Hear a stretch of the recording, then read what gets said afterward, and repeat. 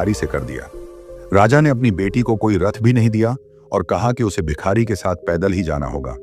भिखारी उस राजकुमारी को पैदल ही लेकर चल पड़ा। राजकुमारी की आंखों से आंसू बह रहे थे कि यह क्या हो गया, लेकिन वह अभी भी घमंडी थी। जब वे राजकुमारी और उसका भिखारी पति जंगल से गुजर रहे थे तो राजकुमारी ने जंगल देखकर कहा कि यह बहुत सुंदर जंगल है और यह किसका है। भिखारी ने कहा कि यह नुकीली ठोड़ी वाले राजा का जंगल है। यह सुनकर राजकुमारी बहुत पछताने लगी और सोचने लगी, काश मैंने नुकीली ठोड़ी वाले राजा से शादी कर ली होती तो मुझे इस भिखारी को अपना पति नहीं बनाना पड़ता। इसके बाद वे आगे चलते रहे और एक सुंदर नगर से गुजरे। राजकुमारी ने भिखारी से पूछा कि यह सुंदर नगर किसका है।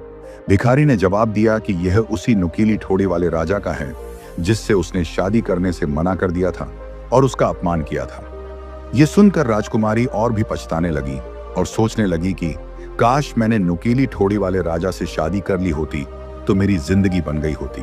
इस पर भिखारी ने कहा, सुनो, मुझे यह पसंद नहीं है कि तुम किसी और के बारे में इस तरह सोचो। इसी तरह भिखारी राजकुमारी को अपने कच्चे घर में ले गया। वह घर ऐसा था कि वहां किसी भी प्राणी का रहना बहुत मुश्किल था।